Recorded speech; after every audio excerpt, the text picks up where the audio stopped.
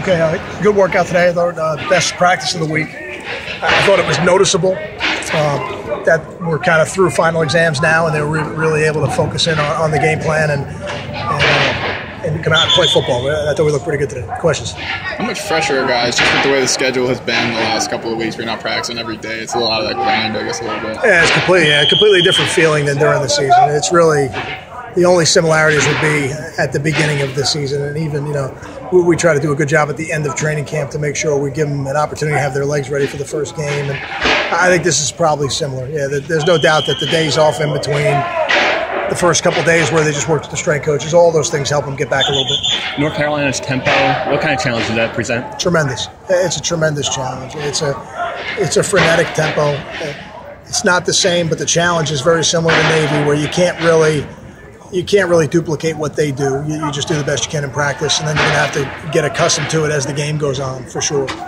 Did you find a lot more teams were doing that? I mean, Ohio State, I think, had a little bit of success early on in that game. Did teams do that more and more throughout the year against it? I think certain teams do it philosophically. I don't necessarily think it's not necessarily because they're playing us. I think certain teams believe in that type of tempo, and there's no doubt that Larry Fleur is one of them. What challenge does that present substitution-wise? Because you guys play a lot of defensive linemen and stuff when you have a team down. Yeah, I don't think you can. I don't think you can substitute unless there's a play on your sideline or unless there's a change in personnel from them.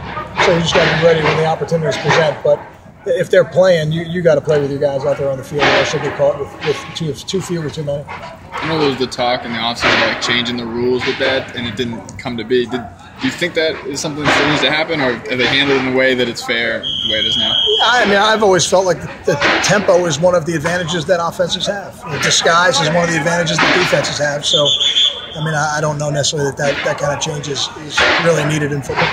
What do you look at when you see their quarterback? What kind of threat does he possess? Is it similar to what you've seen since some other dual threats this year? I think he's a very talented runner. He's a good thrower. I mean, he's a very effective passer, but he runs like a tailback, and they run him like a tailback. There's a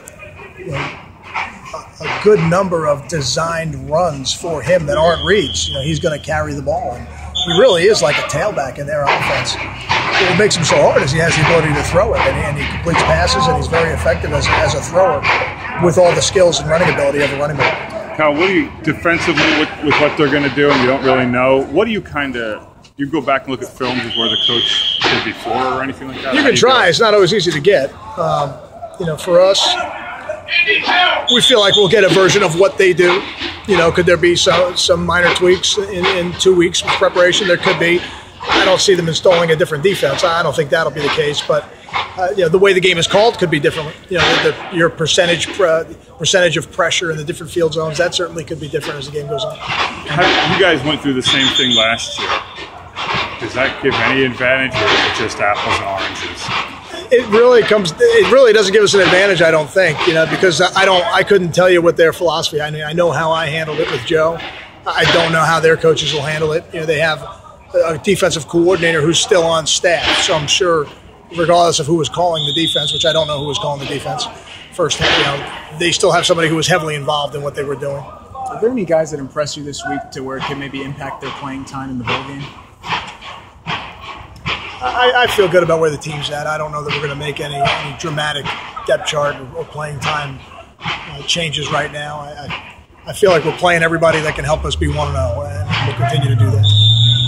The defense obviously came on coming off the best half that maybe they played all year, the second half against Maryland. I know you don't believe in week-to-week momentum, but the long layoff, I mean, how do you feel like the end of that Maryland game will help your defense? Sure, yeah, I don't know that it creates any momentum, but I think it gives you confidence.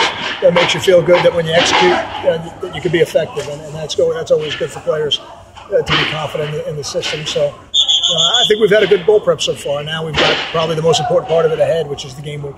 Obviously, your focus is on this coming game, but when you're just seeing younger guys get more opportunities in practice now, is part of you look at like, oh, this is what it could look like in the spring? I think you have to. I think that's part of bowl prep. You have to be. We're taking the opportunity to get ready for the game, but at the same time, you want to take advantage of the opportunity to develop your team. And when you're doing that, players are either making a good impression or they're not.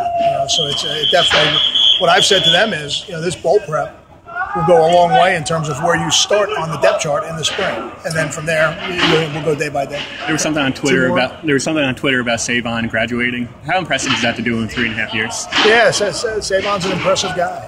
I'm proud of him. I'm proud of how he helped us win football games here, and I'm proud of how he's handled this year, where he would like to be playing right now, and physically he's not able to do it, but he's found ways to contribute to this football team. So, Savon's a class guy from a great family. Elijah Hood, their freshman running back. You've seen a lot of good running backs this year. What does he kind of bring to the table? Well, the first thing is that their scheme doesn't allow you to get everybody to the ball because you have to account for the quarterback. Anytime they hand them the ball, you're going to have certain players on your defense that are going to be accounting for the quarterback first. So he's got good burst, good vision. He's a good player.